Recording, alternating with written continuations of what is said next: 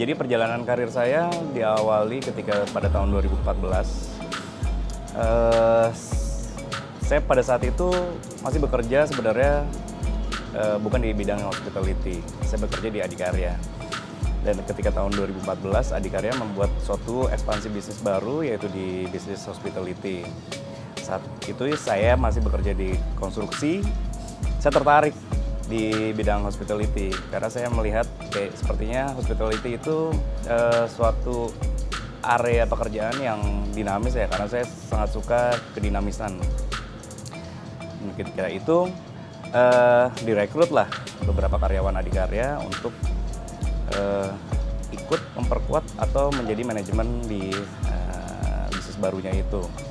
Dan alhamdulillah pada saat itu saya terpilih, dan akhirnya kita dari beberapa orang itu kita diberikan pembekalan, diberikan training, sekolah lagi di Trisakti. Kebetulan saya juga basicnya di manajemen. Ketika itu saya ngambil S2 di manajemen. Saya juga pengen pada saat itu pengen mengaktualisasikan ilmu saya juga. Jadi sepertinya bidang industri hospitality sangat pas kesempatannya ketika itu. Nah, ketika saya baru masuk di divisi hotel, itu hotel yang baru dibangun adalah Hotel Grandika Iskandar Shah, Jakarta. Ketika itu saya berkecimpung ikut menjadi salah satu tim pre-opening di sini. Setelah itu karir saya mencobai beberapa bidang, dan akhirnya saya dipercaya sebagai Executive Assistant Manager. Lalu juga sempat ketika itu saya dipercaya sebagai Corporate Sales Manager. Dan ketika Hotel Grandika Semarang buka, waktu itu saya dipercaya juga sebagai Executive Assistant Manager. Saya handle operation di sana. Sekitar 6 bulanan setelah saya di Semarang, saya dipercaya sebagai General Manager di Hotel Grandika Pemuda Semarang. Itu di kurang lebih sekitar tahun 2017 akhir. Tahun 2018 pertengahan, saya dipindahkan ke Hotel Grandika Setiabudi Medan.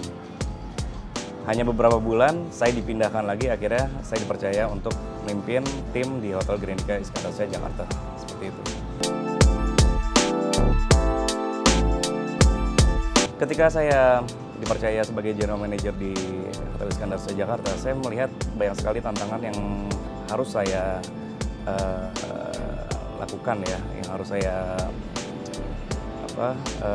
segera selesaikan di sini. Dan hal yang pertama saya lakukan adalah saya brainstorming dengan seluruh tim saya. Kita membuat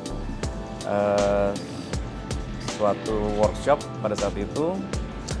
Kita bikin strategi bisnis canvas yang lebih terfokus pada value proposition kita, karena dengan value proposition yang tepat pastinya segmentasi dan target pasar akan semakin tersasar seperti itu. Dan hal yang kedua saya lakukan adalah saya melakukan dari sisi finance ya. Dari sisi finance saya melakukan percepatan collection period kita. Jadi piutang-piutang yang panjang itu segera saya percepat untuk ditransfer jadi cash.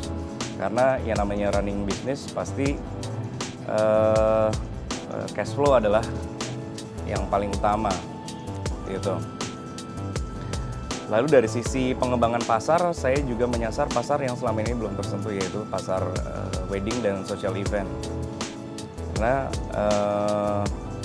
pada saat hotel ini dibangun, memang hotel ini tidak didesain untuk pasar tersebut. Tapi pada saat itu saya mengajukan suatu investasi baru, yaitu saya memanfaatkan di area pool, kita tutup dengan staging temporary yang akhirnya bisa dioptimalisasikan untuk dijadikan tempat wedding. Dan alhamdulillah sampai sekarang setiap bulan paling enggak ada 1-2 wedding atau social event itu bisa kita absorb market itu.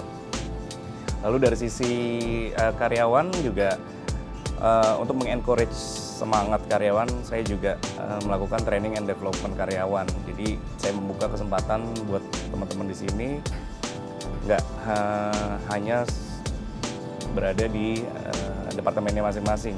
Karena saya ketika join di sini, karyawan yang sudah 3-4 tahun itu sangat lumayan banyak, yang pasti kejenuhan itu pasti ada. Sehingga dengan adanya saya buka kesempatan untuk karyawan untuk development atau menambah knowledge, itu akan membuat karyawan semakin fresh untuk bisa bekerja dengan baik. Karena di bisnis industri hospitality ini aset terbesar adalah services, dan kita melakukan services dari karyawan, dari people. Jadi people development itu adalah hal yang paling utama.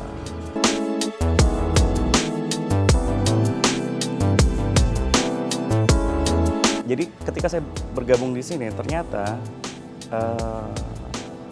hotel sini itu kan mempunyai target budget ya dalam 1 tahun. Ternyata belum sekalipun tercapai budgetnya. Dengan saya menerapkan strategi-strategi tadi, ternyata dalam hanya kurun waktu sekitar 2 bulan, saya sudah bisa achieve budget. Jadi saya join September, itu sekitar bulan Oktober akhir saya achieve budget dan mencapai revenue tertinggi selama ini.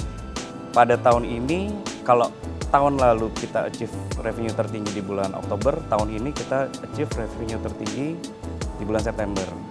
Jadi ada kemajuan. Dan selama perjalanan tahun ini, dari year to date budget, kita masih ahead. Alhamdulillah sih seperti itu. Unique selling point yang tertinggi menurut saya adalah lokasi ya. Karena kita terletak di daerah pusat jantung kota, di daerah sekitar Blok M, dekat ke pusat perbelanjaan, dekat dengan perkantoran, dan juga dekat dengan kuliner ya, dekat dengan Kemang, dekat ya Jakarta Selatan lah ya. Jadi itu yang jadi unique selling point. Dan juga saya review dari beberapa komen tamu, kita memiliki makanan yang sangat sesuai dengan selera tamu. Jadi kita dapat banyak pujian ya dari tamu mengenai makanannya. Terus dari sisi kebersihan kamar, pelayanannya, keramahannya, itu juga kita sering dapat. Nah itulah yang menjadi unique selling point kita.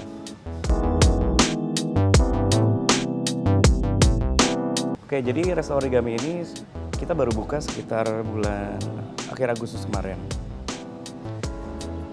Ini mengambil konsep resto di atas rooftop, di mana kalau malam itu pemandangannya sangat indah sekali, bisa dilihat sekeliling nih. Kita mengambil konsep tema Japanese. Jadi memang kalau kita lihat dari profil customer kita, kurang lebih 20-30% itu ada market Asian dan setengahnya lebih itu Japanese. Jadi saya pikir konsep Japanese ini sangat sesuai, dan ternyata dalam baru 2 bulan buka itu sudah menorehkan revenue yang cukup bagus ya, cukup bagus, dan bisa di atas 100 jutaan per bulan.